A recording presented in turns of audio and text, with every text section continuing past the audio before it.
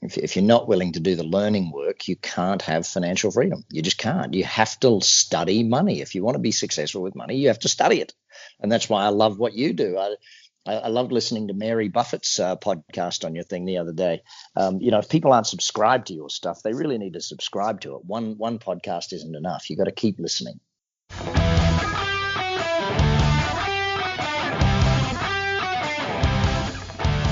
Welcome to Financially Free Podcast with your host, Nay Torres. One of the reasons Nay could retire when he was 25 years old is because he was coached by the best. And now through this podcast, so can you. Well, if you want to take it to a global business, like if you want to turn that business into something that runs globally, something that is massive, it's going to take 3 to 7 years to do that sort of thing, and depending upon the capital base you have available, because capital adds speed. There's no two ways about it. If you want to go slow, do it through bootstrapping. If you want to go fast, raise capital. And again, there's another lesson that people are unwilling to learn how to raise capital, or they're unwilling to share the spoils of their victory. They want to do it all themselves. Oh, no, I don't want partners. I don't want that. No, I don't necessarily want partners, but I definitely want someone's capital in here to make my life a lot simpler. I'm looking at this deal with the gyms, and I literally sat with my wife the other day. We were in the pool, and I sat down and I said, so if we do this, we've got to raise X, so that therefore we build that business. We will keep 50% of the company. We'll use none of our own money, and we'll use everyone else's money. And that's the deal we'll put together. Everyone will make a ton of money out of it, including us. But, they're not willing to do the work. I'm willing to do the work. So therefore, it's okay that I'm willing to put in my time, energy, effort, and knowledge base where they're putting in their capital. There's plenty of people out there with lots of capital that don't want to do the work, by the way. Yeah, for sure. If you think about it, there has never been as many euros, as many dollars printed in history. So we're floating on cash. So somebody has your money, right? There's always money out there if you're willing to look for it. So before we go to the next level, which is how did you grow into a global brand? How do you take those businesses to the next level? If you're listening right now and you have a business, you should check Brad's ActionCOACH. So he has some coaches. What do they do, Brad, when somebody calls you? Well, our coaches work with business owners to help them grow their business. Most business owners are good at the business of their business, but they're not necessarily great business people. They didn't go to a business school that taught them how to run their own business. So in order to learn how to run your own business, we set up ActionCOACH because there's a lot of business owners that need that help. And so having a mentor that works with you with a systematic methodology, because see, many years ago, I wrote one of my books is called The Business Coach. And I wrote that book after we had already coached about 13,000 companies. And what I wrote in the book is, here is the recipe for how to build a business. This is the actual recipe, the methodology by which you build a business. And the average business owner goes into business, doesn't have any clue about what does it take to actually build a business. And so my coaches work people through that process and take them through it so that we help them build a business that works so they don't have to. We help them build their profitability, build their team, build all of those different aspects. Because again, it doesn't matter how good you are at the product or the service of the business.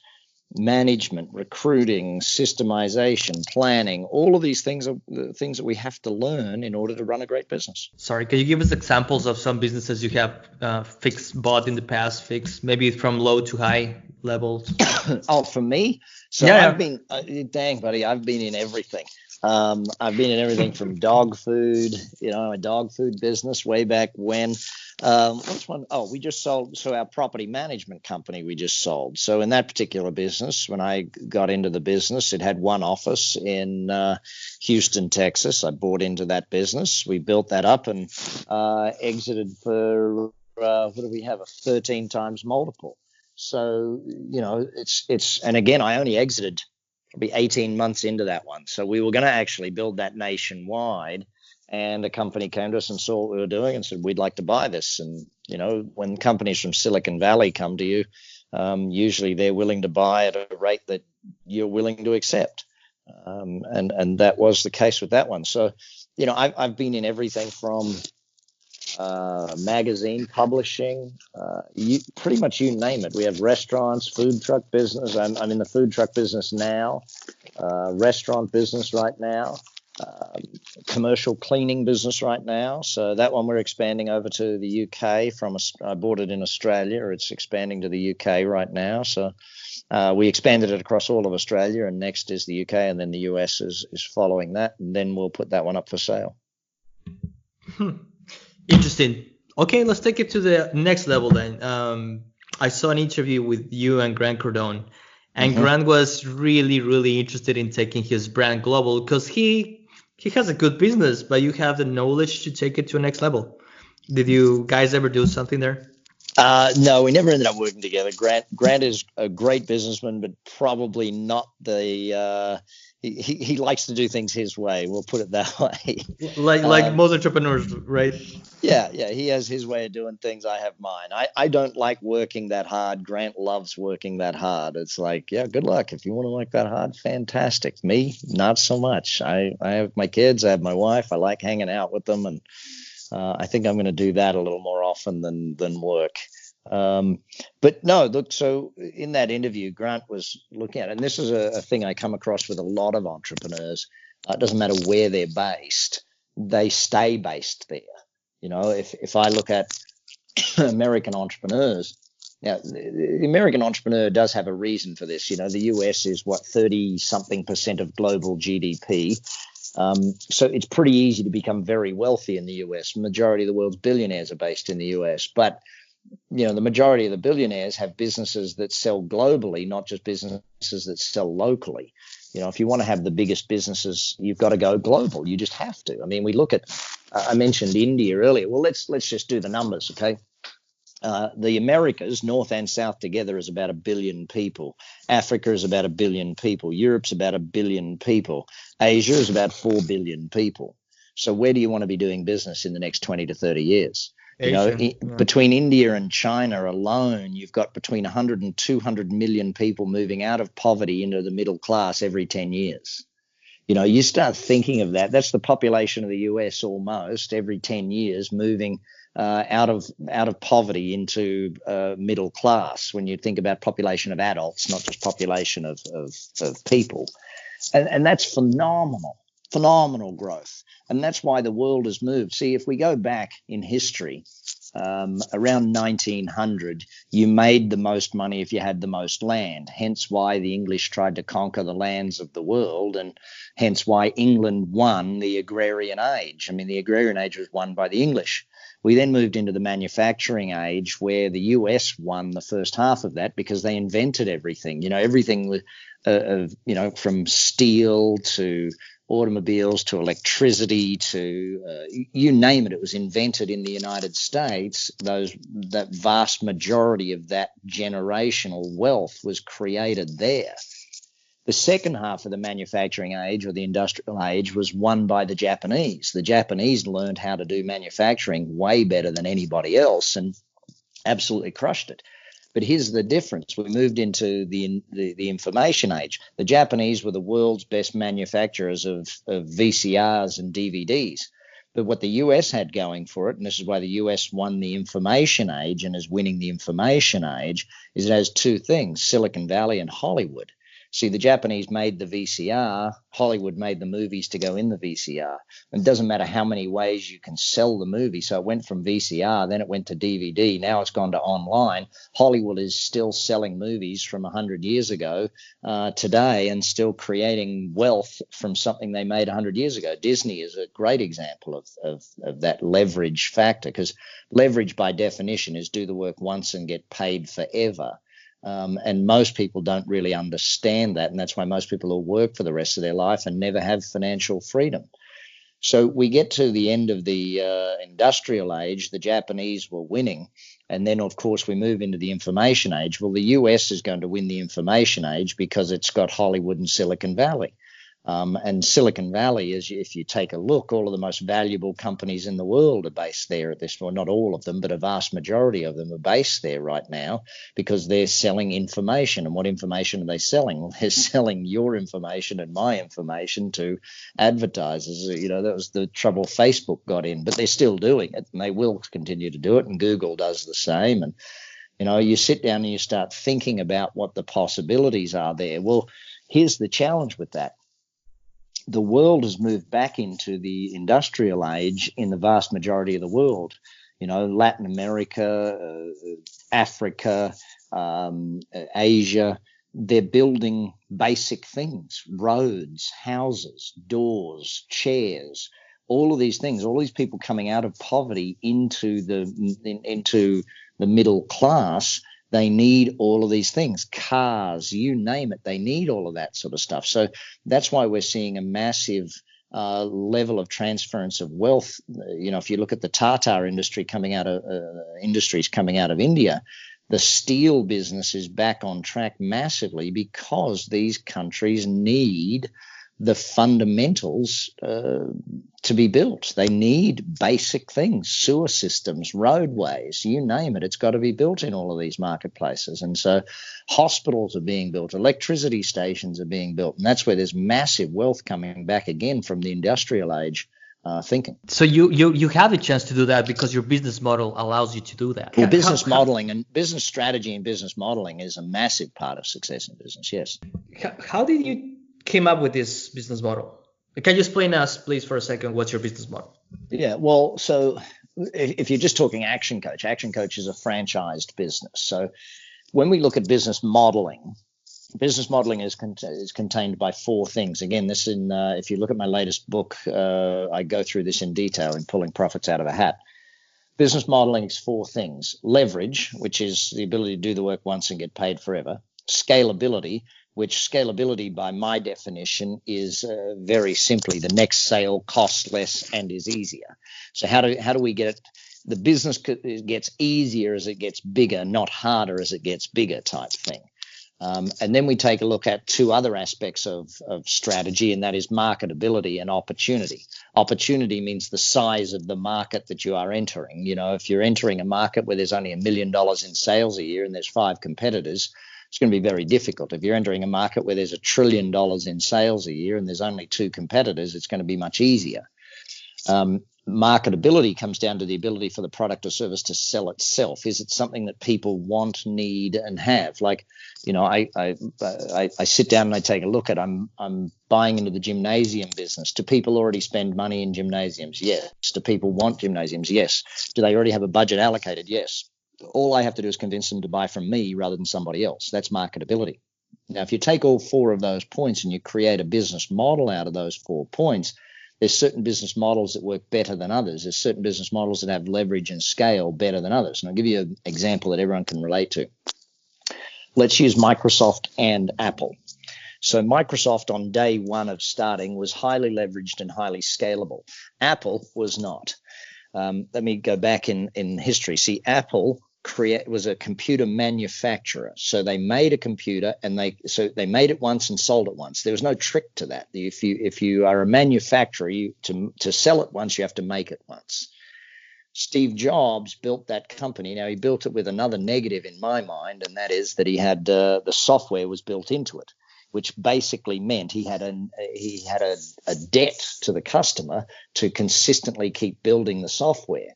Now, Steve Jobs was competing with Bill Gates. Bill Gates built a piece of software. He made it once and sold it a gazillion times. Now, here's the funny part of that. Steve Jobs built the best computer in the world with the most amazing software. Bill Gates made a reasonably good piece of software that did what it needed to do, but it wasn't really high quality. Bill Gates goes on to become the richest man in the world. Steve Jobs gets fired from his own company. Now, here's the comeback story. Steve Jobs goes and learns leverage. How did he learn leverage? Well, he ran Pixar. He bought Pixar, a little movie company, and turned it into a massive thing that he sold to Disney for billions. What did he learn? Well, you make a movie once, how many times do you sell it? You make a movie once, you sell it forever and ever and ever, to the point where Disney today still sells all those movies that Pixar made. Toy Story, Monsters, Inc., they're all still being sold today and still being, there are even rides at Disneyland for it now. The toys are still sold everywhere in toy stores. Disney is a genius at all of this stuff. Disney's probably the biggest genius at business strategy of any company that I've ever come across. That's why I love to look at, how have you Disneyfied your business? It's a whole other subject. But Steve Jobs came back to Apple after having learned, he learned management and leadership, and that's very clear in the book or his autobiography about how he had to learn those skills. But he came back understanding leverage, and he came back to Apple and put them straight into the music business. And here's how Steve Jobs is an even more genius than me. I talk about leverage, meaning do the work once, get paid forever. Steve Jobs said, hang on a sec, why should we even do the work? Let's sell something that we never even have to buy or never even have to build. So they started selling music. And you start sitting down and thinking of the genius of this stuff. And so they didn't even invent the iPod. The iPod was invented by Sony. It was an MP3 player. That's basically all it was. They just made it pretty. Sony's marketing department were atrocious. They named it the MP3 player. They should have kept their marketers that built the Walkman. That was a huge hit. And then Sony lost it. But on top of that, now Sony actually pays 30 cents on the dollar to Apple to sell all of the music that Sony owns and Sony makes. So that's another great story. But you sit down and you start thinking of it. Steve Jobs then, not only did he move them into the music business, then he moved them into the app business. And they didn't even know apps were going to be a thing. But magically, everyone wanted to create games for this thing called the iPod. And then it became the iTouch, and then it became the iPhone. And now, not only that, people started playing games on it. And they said, hang on, we can't play games on this small screen. So they invented an iPad. And then people started to watch movies and TV on it. So they started selling those as well. Then they went and bought Beats headphones so that people could, because Beats had the contract for subscription music. So they bought Beats to turn it into a subscription music system. And now they have a subscription TV system. And voila, you've got this amazing, so many great business models that Apple uses that become a genius and becoming the highest capital valued company in the world.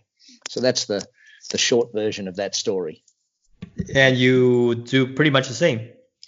Well, yeah. So what I do is I buy companies that I see and I think are a great company. Like I bought a company down in Australia called Bucket List Life Coaching. And the young man that runs that, Travis Bell, is a genius at helping people create a life plan, genius at it. And so I sat down and said, here's how we'd make this a global brand. And now he has bucket list coaches in, I think, 40 or 50 countries and expanding at a rapid rate of knots, adding new coaches every week around the world who are delivering bucket list life coaching. And, instead of him doing all of the work now, he's got hundreds of people around the world doing all of the work. Wow, talking about leverage. How did you start I think you have 1,000 offices if I'm not Yeah, we mistaken. have more than, ActionCOACH has more than 1,000 offices around the world. I started the same way everyone else does. I did all the work myself. It's like, that's how I started. I wish I'd known what I know now. I wouldn't have done it quite that way. How will you do it today? Today, I would raise the capital and go and open the business.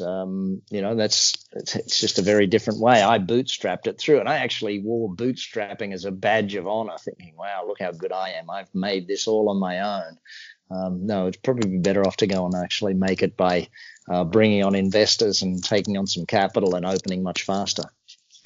So you did it through live events, right? I did a ton of live events. I literally worked my tail off traveling the world doing live events. Yes. I think you were the first person to be giving popular free live events. And yeah, everyone hated me back in the industry back in the day because I worked out how if I did free events that I had sponsors paying for. So I went and got sponsors who paid me to do these seminars for free. To the marketplace. So I was doing marketing and advertising seminars, and newspapers and radio stations would sponsor them because they wanted business owners to be advertising with them. So they got great market awareness, and I got great sales. So I could in the early days, I would sell a course for, I think it was around $1,000. And so I would have 1,000 people in the room and I would sell them $1,000 course. And hey, presto, I'd make a ton of money. And the radio station was happy and the newspaper group was happy and all the attendees were happy. But everyone in the seminar industry that used to charge people for their live events was like, why are you doing it for free? You're killing us. I'm like, yes, I know I am. I'm killing you. I remember in Australia, in the first 2 years of doing that in Australia and New Zealand alone, we had 288,000 people attend our free events over 2 years. 200,000? Yeah, 288,000. Wow. So, yeah, wow. we were doing massive venues, 1,000 people at a time. We just kept doing them, and so it gives you an idea of how many events I was doing. But we would sell them into a 2-day event. From the 2-day event, we would then upgrade them into coaching, and they would work with my coaches and do that. And we still use that very simple philosophy today, doing something for free that leads people to us and gets them to know us. And whether it's a free podcast, like I'm chatting with you, or whether it's a free download or an ebook or a free video training course or something along those lines. My latest program, actually, early last year, I sat down and said, you know what, I want to record everything I know on video, and so that I've got it, so that if anything ever happens, I've got it all. And so I wrote a program called 30X Business, which is 30 minutes a day for 30 days with me. And we were going to sell that for $1,000. Well, COVID hit, and I just said to my team, let's just make it $99. And so literally my 30 years of business knowledge is condensed into 30 days of training. And we made it $99. And I recorded another one, 30X Life, which is all of the success principles of life. How do you have a successful life? And again, 30 days, 30 minutes a day. And currently I'm in the middle of writing the one that you'll be happy about. I'm writing 30X Wealth. So I'm going to get in the studio starting next week and start recording 30X Wealth, all I know about building wealth in 30 minutes a day for 30 days. And I'll let people have that for $99 just because I want, ultimately I want everyone to learn all of this stuff. I want everyone to understand that if you want financial freedom, you can have it, and here's how to do it type thing. Because my biggest challenge when I was young is that most of the people who were teaching hadn't actually done it. And so I love being able to teach this stuff as someone that, yes, and people sort of look at it and they go, yes, you have the life, you have the businesses, you have all of the things, so you must actually know what you're doing type thing. And what they don't see is the investments and that sort of stuff. So, but teaching that material is very important to me. So I'm very happy to get that out there. So if you want to put a link to 30X on there, buddy, make sure that everyone can get to the 30X Business and 30X Life. And by the time they've finished both of those, I'll have finished recording 30X Wealth. I was looking at it yesterday, actually. Those are the questions I had for you, Brad. You explained it very well. You explaining what you're doing now in COVID-19, what you're seeing with COVID-19, the future of live events. If you want to take a few minutes on COVID-19, I'm happy to look at that. Oh, yeah, please. What I'm seeing is a V-shaped recovery. This is my fourth economic downturn that I've run business through. The first two I saw, the first one I actually really didn't know what I was doing, and I tried to do the head down. If I just hunker down and work a bit harder, I'll make it through it. And it almost killed me. I didn't know what I was doing. The second one, I knew I had to take action and do things, and so it was a bit better. By the third one, by 2008, I knew exactly what to do. In 2008, I literally got on the road and started teaching business people.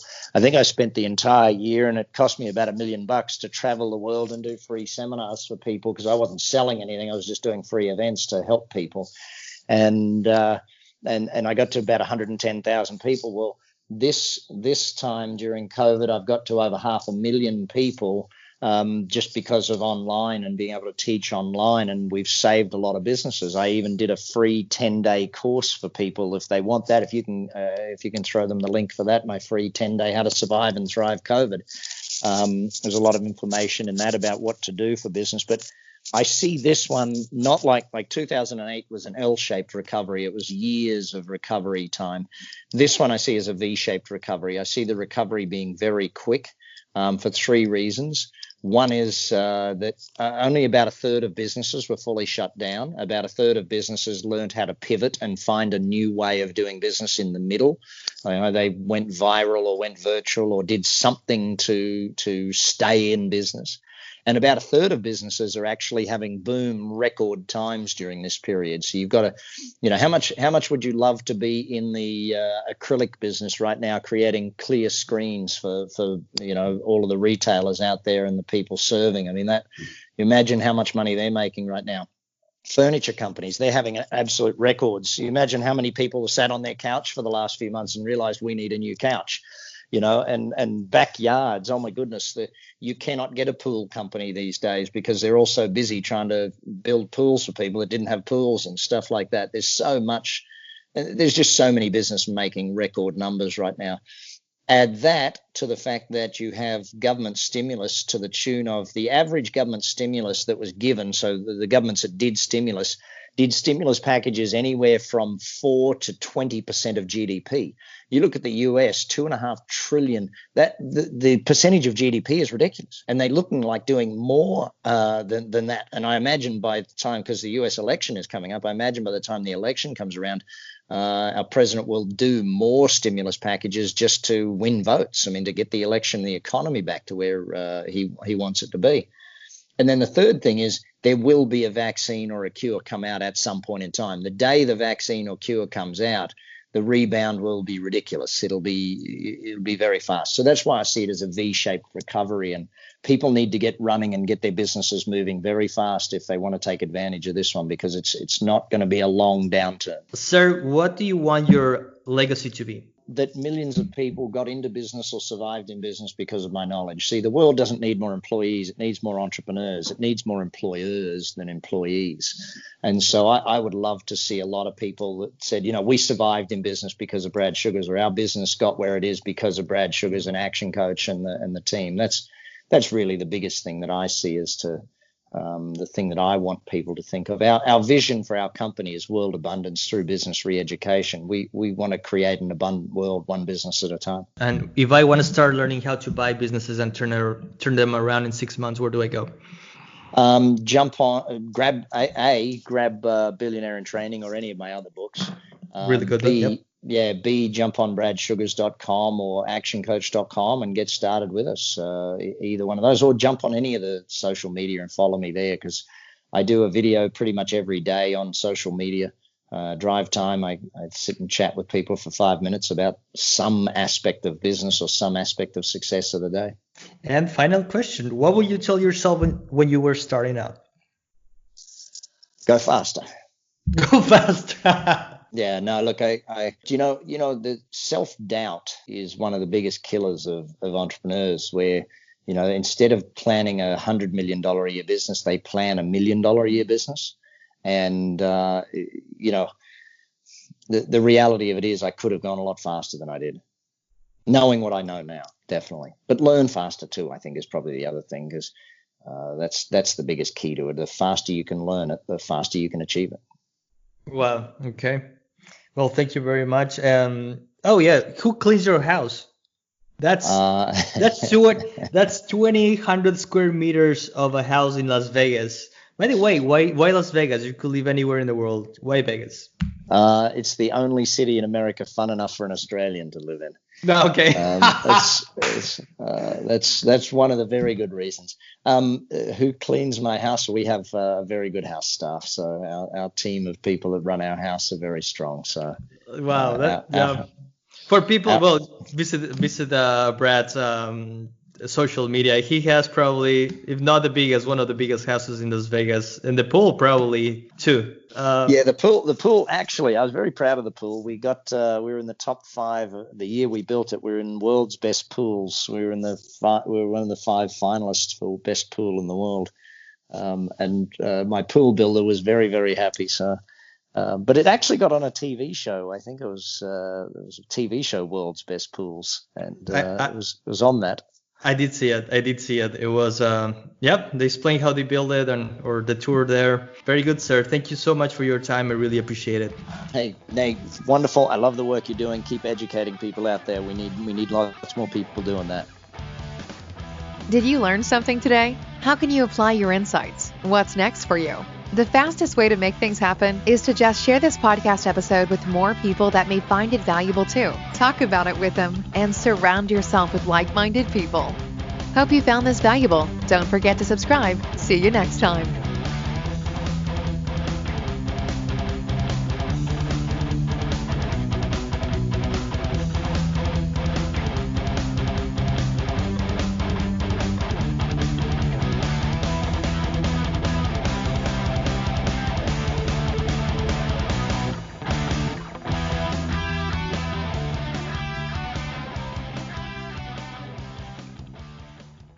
This podcast references opinions and is for information purposes only, not intended to be investment advice. Seek a duly licensed professional for investment advice.